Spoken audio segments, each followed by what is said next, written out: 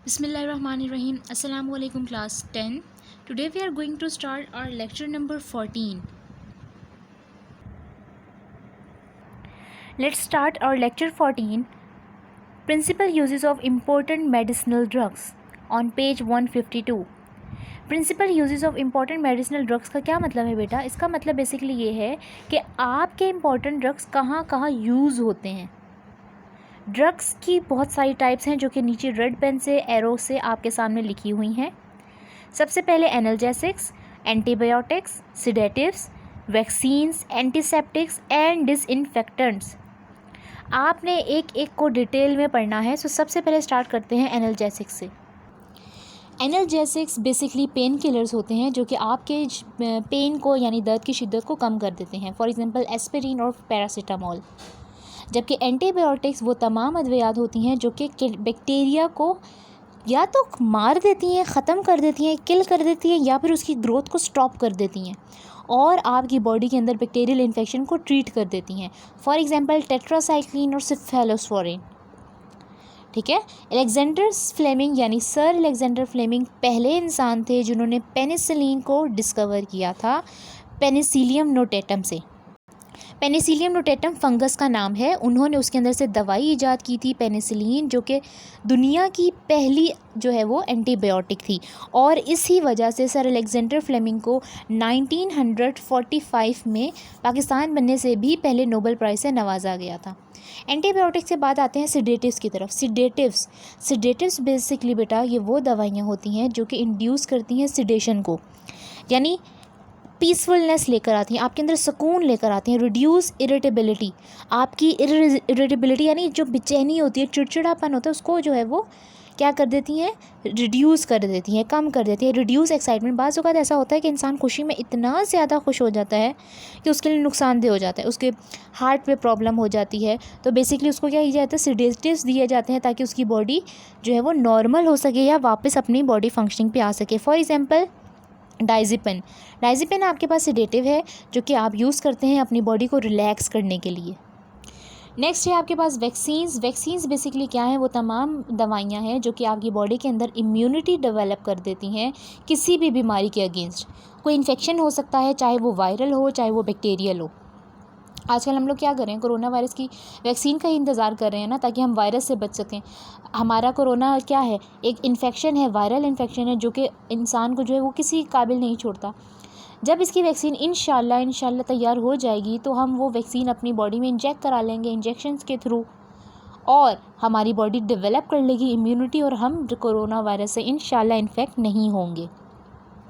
Vaccines अभी तक हमारे दुनिया में जो आराम से मिल सकती हैं, बन सकती हैं, स्मॉल पॉक्स के अगेंस्ट है, वूपिंग कफ, हेपेटाइटिस बी और बहुत सारी बीमारियां और ऐसी हैं जिसकी वैक्सीनेशंस मौजूद हैं।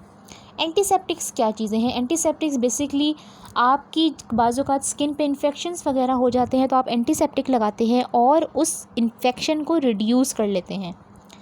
डिसइंफेक्टेंट्स क्या चीज़ें हैं? डिसइंफेक्टेंट्स वो तमाम के तमाम चीज़ें हैं या वो तमाम के तमाम केमिकल्स हैं जो कि माइक्रो ऑर्गेनिज़म्स को डिस्ट्रॉय करते हैं on the non living objects. अब ज़्यादातर आप लोग क्या करें, कोरोना वायरस से बचने के लिए आप अपने किचन की सर्फेसेस, घर में हर जगह सीढ़ियाँ आपके स्टेयर्स, आपके फर्नीचर्स वगैरह पे स्प्रे करते हैं डिसइंफेक्टेंट्स का, और उसके बाद कपड़े से इसको साफ़ करते हैं। आप अपने हाथों पे जो है वो लगा रहे हैं, सैनिटाइज़र्स यूज़ करें, तो वो बेसिकली क्या है कि वो बेसिकली आपके सैनिटाइज़र्स तो एंटीसेप्टिक्स में आते हैं, जबकि डिसइंफेक्टेंट्स में आप नॉन लिविंग ऑब्जेक्ट यानी अपने किचन की सर्फेसेस वगैरह से, अपने फर्नीचर्स वगैरह के ऊपर से आप स्प्रे करके अपने माइक्रो ऑर्गेनिज़म्स को ख़त्म करें ताकि आप तक कोरोना वायरस ना पहुँचे।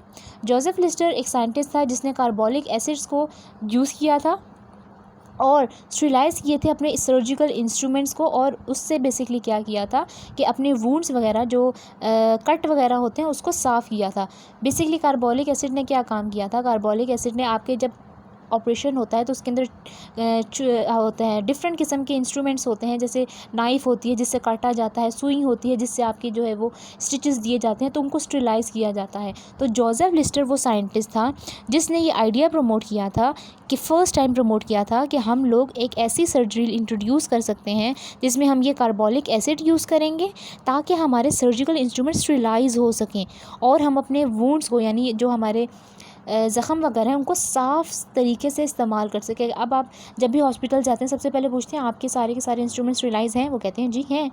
जब नहीं स्टरलाइज़ होते तो आप कहते हैं कि हमें स्टरलाइज़ वाला चाहिए, हम इधर ऐसा काम नहीं कर सकते, क्योंकि जब आपका इंस्ट्रूमेंट स्टरलाइज़ नहीं होगा तो उसमें बैक्टीरिया या वायरस के चांसेस ज़्यादा होते हैं।